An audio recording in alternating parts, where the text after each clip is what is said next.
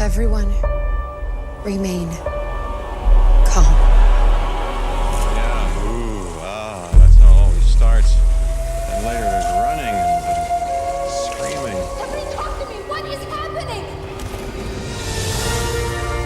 Welcome to Jurassic World. You're listening to the Jurassic Park Podcast. You want to consult here or in my bungalow? Hold on to your butts. Well, we're back. Hello and welcome to the 108th episode of the Jurassic Park Podcast. I'm your host, Brad Jost, and we're here to discuss all things Jurassic Park. In this episode, per usual, we have a little bit of news, the continuation of Act 1 of Extinction Level Jurassic Park with Episode 3 in the series, and then we'll head into the audio lab to check out a fun remix track. Now, before we get started, I did want to announce that my wife and I welcomed our first kid into the world this past week, Mr. Lincoln Bennett Jost. It's a very exciting time for us, so if there is ever a missed episode here on the podcast, this week or next week or any other week, you'll know it's due to more important matters. But we'll try to keep business as usual here, and we've got so many great contributors here on the podcast, so I know they'll continue to help steer the ship as we move forward. And also, like I've said before, if you do want to add a segment of your own to the show, send us some samples and we'll work with you to get you more involved in the show. I've got an awesome kid now. I'm part of the Jurassic Dads crew, so I'm really excited to see where this takes us. Anyway, why don't we show this kid what we're about here and get things started off with a bit of Jurassic news from around the world. 18 minutes and your company catches up on 10 years of research. Access rate program. Access new security. These pictures were taken in hospital in Costa Rica 48 hours ago. I don't want to jump to any conclusions, but look. Boy, I hate being right all the time. Today, I guarantee it. Chronicle Collectibles debuted a bunch of cool items and also showed off a lot of their cool items at San Diego Comic-Con over the past weekend, so let's dive into a few of the items here. So one of the big items was the John Hammond cane. It's a 1-to-1 replica of that John Hammond cane made famous by the films. Now this cane is produced by both Chronicle and Paradise Collectibles Group, which is a new company by friend of the podcast, Derek Zernsick. This cane is cast from the original studio prop. It comes with a custom Jurassic Park plaque and hanger. It's a really cool looking piece and actually one of the more affordable pieces from Chronicle, and it's listed at $249.99. Of course, there are the payment plan options with either a 2, 3, or 6 month plan, and always the option to pay full price. I'll provide the link to Paradise Collectibles Group in our show notes to check it out, or you can head straight to paradisecollect.com. They also debuted the Sick Trike model there. It's a 1/25th scale. It's pending the base that it's sitting on right now. It's on a black oval with a logo on there. It does look super accurate to the film, the Sick Triceratops from the film. It's really cool. I can't wait to see more details about this one. This is a really awesome one, so I might have to pick this one up. Also, they debuted the 1/5 T-Rex. Now, this thing is incredibly giant. It's absurdly giant, a little bit too big to be honest in my case. It looks like the model on display had a slight coloring issue if you ask me personally. It didn't seem to replicate the film version too well. It seemed a little bit orange, I guess. The sculpt did look really good, so I don't know what they're gonna do about painting that, but hopefully that gets touched up a little bit here and there, but otherwise it looked really awesome. And lastly, I did want to touch on the Indominus Rex, which is a 1/24th scale, another really big piece as well. Obviously not as big as that T-Rex, but it does look really good. This is a good paint job on this one, unlike some of the T-Rexes here and there. It does look like there's an amber piece on the ground from the final battle sequence, which is cool, a nice little detail there. So this is a cool one. I can't wait to find out more about this. Now, they did have a few more items on display, some that you've seen before, so I won't go into too much detail there. But if you head to the link in our show notes, you'll find Chronicle Collectibles' website with all their stuff, and you'll find their social media within the show notes.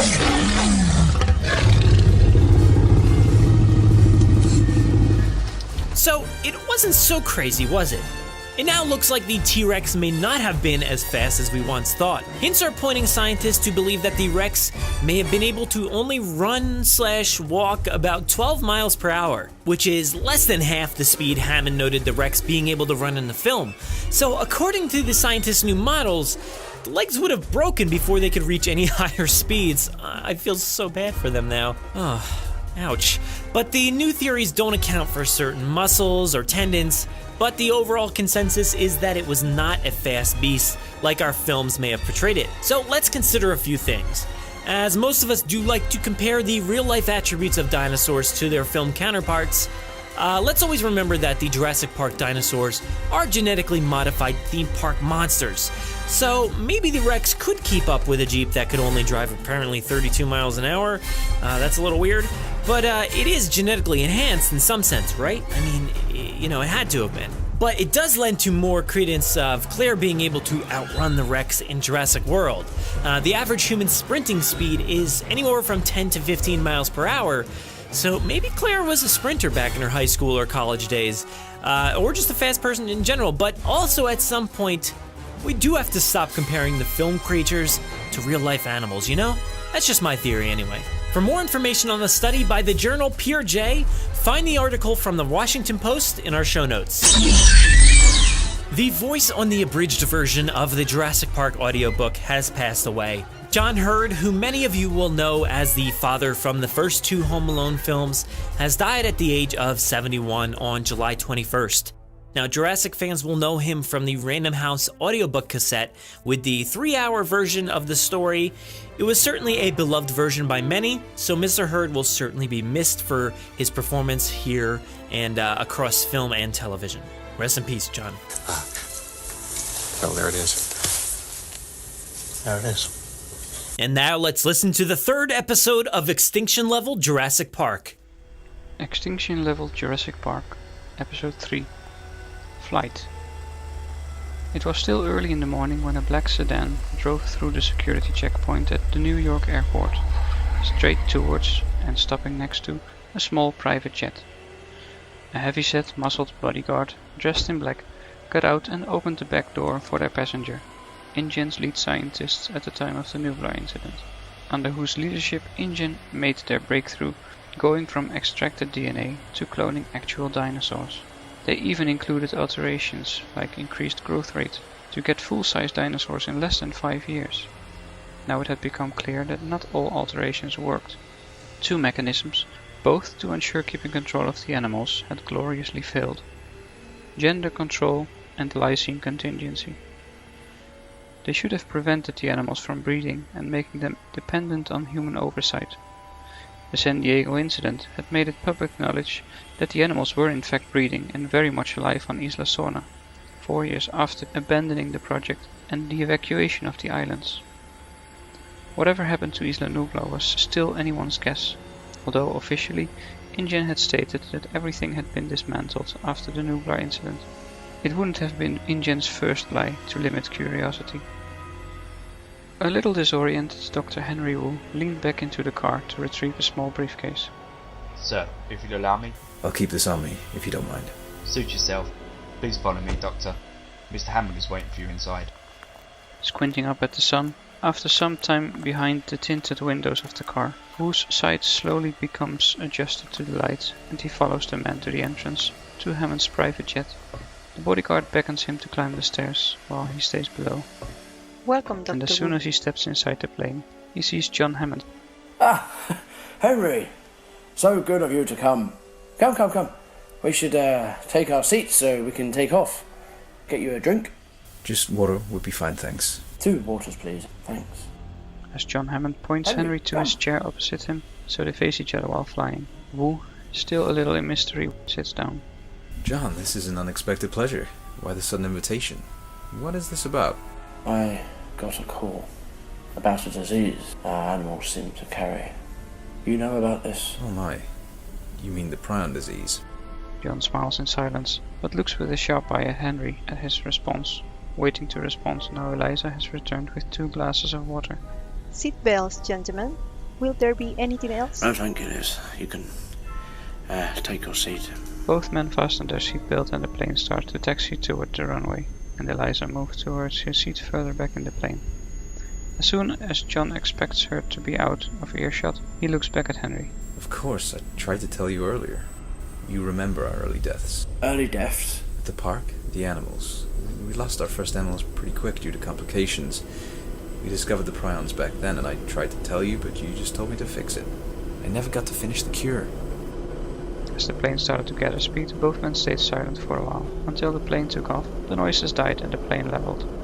An uncomfortable silence that lasted until Wu spoke again, to break it. I'm close now, closer than I ever imagined possible, 2 years ago when I published my book. I expect the final breakthrough within the year. Close to what? I'm working on a plant, a hybrid which can help us fight this disease, and possibly help fight other prion diseases too, like the variant Creutzfeldt-Jakob disease. It's very exciting. The point is, I think we can save the animals from their fate. Henry, the animals are flourishing. Even though the lysine contingency should have killed them off years ago, you know this. Our team didn't find any evidence of the animals being sick. As the seatbelts on sign bleeps off, Wu looks confused at John. Wait, you weren't talking about the animals? What did you mean by the animals' fate? I'd expect the animals to start showing signs soon, if they don't already. Probably within the next 5 years, they'll all have gone the way of the dodo again. You're saying that if we don't do anything, they will all die? Well, yes. Another moment, both men stay silent, letting it sink in. How is this possible? You never told me. I tried, but then the project was dropped after the incident, and we all expected the animals to die quickly through lysine deficiency. It didn't matter anymore. Until now. Until now. But if you weren't talking about the animals, what were you talking about? Is the virus dangerous for humans? Prions. It's different, but as far as we know, no. None of our workers ever got sick or showed symptoms. Henry, none of the workers that were attacked survived. Have they ever been examined? No, of course not. COD was always evident. Why is this relevant? A wee girl that got bitten on sauna. A doctor that treated her in Costa Rica, he called me. Told me she caught an unidentified disease. He thinks likely from being bitten by one of our compies. What symptoms is she showing? I'll let you ask him yourself. We're on our way to meet him now. I think the girl will be alright. What about my animals? Here I was thinking the animals were best off left alone, and now you're telling me that they will die if we don't act? I just see it as a challenge. We're given a chance to save the animals, and I think we should take it. Yes, quite. Well, let's see what Dr. Gutierrez has to show us. We'll discuss this further after. Sure. The two men stayed silent again, and would continue for the rest of the flight. Henry took a scientific book out of his suitcase and started to read. John Hammond simply sipped from his water, looking at the clouds flowing by outside, until they landed in Virginia, where Martin Gutierrez was studying the samples he had taken from the girl back in Costa Rica. Thank you for listening to episode 3 of Extinction Level Jurassic Park, with the voices of Jurassic Unicasts, Steve Hurrell and James Hawkins as the bodyguard, and John Hammond and Russ Lane as the voice of Henry Wu. Thank you guys for helping me out with this project. You have amazed me, and I think the listeners as well, with how well your voices go together with this story. And a thank you to my wife, Erika Salazar, who voiced for Eliza again. And until the next episodes of Extinction Level Jurassic Park. Hold your fire, do not fire! God creates man. Man destroys God. Man creates dinosaurs. Boy, do I hate being right all the time. We're gonna have to drop the can! Are you ready? 1, 2, 1! In the audio lab this week, we have a fun remix from the YouTube channel Racket with the remix Shooter! Yeah, you'll have to excuse my terrible Muldoon impression. So let's skip past that, forget about it. Let's go take a listen.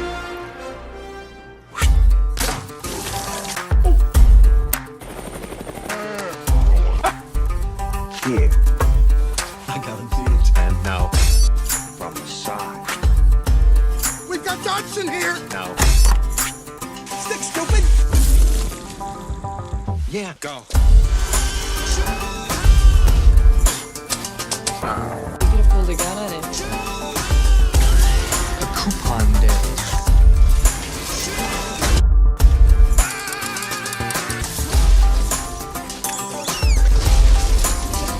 found a way.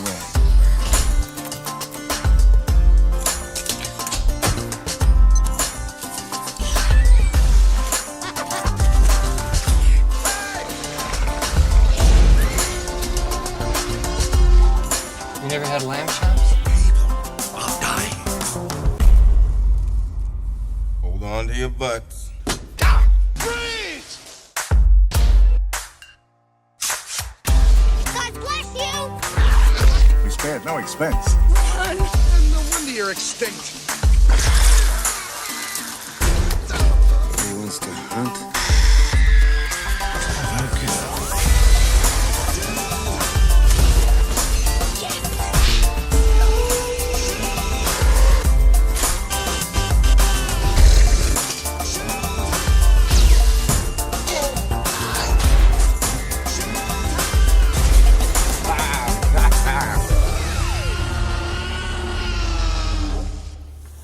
Well, there it is.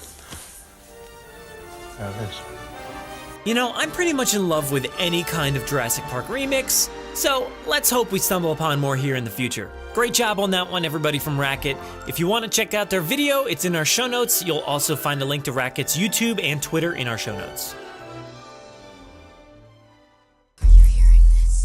Make sure to visit JurassicParkPodcast.com to find all our past episodes, brand new news articles, information on how to contact us, and much more.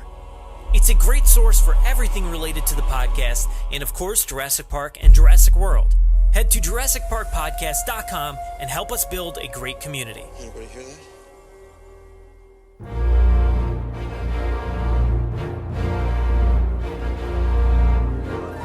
Thanks for listening to the 108th episode of the Jurassic Park Podcast. Of course, a big thanks to Arjun for another great episode of Extinction Level Jurassic Park. I am constantly excited to hear who he brings to each one of these episodes and to hear the great people of this community in some of their favorite acting roles. I found there to be a really great energy in this episode between Hammond and Wu. What a compelling look behind the scenes. I absolutely love it, and I can't wait to find out where it goes next. Also, a thanks to Racket over on YouTube for the fun remix video. It's been a while since we included a fan-made song here on the show, so hopefully we can start including more of those in the future. If you want to interact with us, we do most of our work over on Twitter at Jurassic Park Pod. We're also on Facebook at facebook.com/Jurassic Park Podcast, and our Instagram handle is at Jurassic Park Podcast. You can listen to us via iTunes, Google Play, Podomatic, YouTube, our website, and of course, wherever else podcasts are found. So make sure to subscribe to automatically get new episodes every week. If you haven't already, please give us a 5-star review in iTunes or a great review wherever you listen to the podcast. We'll seriously help out our rankings and make it easier for fans like you to find us. We're usually spotted commenting on the Jurassic Park subreddit as Jurassic Park Podcast. Don't forget to check out JurassicParkPodcast.com for all the links you heard here today. If you want to get a hold of us, you can email us with any news stories, MP3s, comments, or if you want to debut a segment of your own, send them to JurassicParkPod@gmail.com. Or you can submit questions directly on our website contact form. If you'd like to record something for the show, send it in to us and we'll feature it in an upcoming episode. If you don't have any way to record, you can give our voicemail line a call and leave us a message. That number is 732-825-7763. Thanks for listening and enjoy. No, I'm simply saying that life finds a way.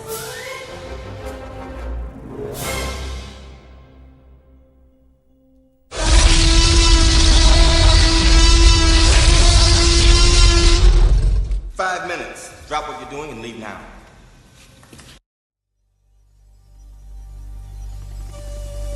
And then the big helicopters burst through the fog, their underbellies heavy with armament. The Raptors scattered in alarm as one of the helicopters moved in to land on the beach. A door was flung open and soldiers in olive uniforms came running toward them. Grant heard the rapid babble of voices in Spanish and saw that Muldoon was already aboard with Tim and Lex. One of the soldiers said in English, "Please, you will come with us. Please, there is no time here." Grant looked back at the beach where the raptors had been, but they were gone. All the animals had vanished. It was as if they had never existed. The soldiers were tugging at him, and he allowed himself to be led beneath the thumping blades and climbed up through the big door. Muldoon leaned over and shouted in Grant's ear, "They want us out of here now. They're going to do it now." The soldiers pushed Grant and Ellie and Gennaro into seats and helped them clip on harnesses. Tim and Lex waved to him. The door was left open as the helicopter lifted away from the beach, and Grant leaned out to see if he could catch a last look at the Raptors. But then they were above the palm trees, moving north over the island. Grant leaned to Muldoon and shouted, "What about the others?" Muldoon shouted, "They've already taken off Harding and some workmen. Hammond had an accident. Found him on the hill near his bungalow. Must have fallen." "Is he all right?" Grant said. "No. Compy's got him." "What about Malcolm?" Grant said. Muldoon shook his head. "He died before help came." Grant was too tired to feel much of anything. Somewhere behind them they heard explosions. The helicopter gained altitude and then moved east out over the ocean. Grant sat back in his seat. He thought of the dinosaurs standing on the beach, and he wondered where they would migrate if they could, and he realized he would never know. He felt sad and relieved in the same moment. The officer came forward again, bending close to his face. "Are you in charge?" "No," Grant said. "Please, senor, who is in charge?"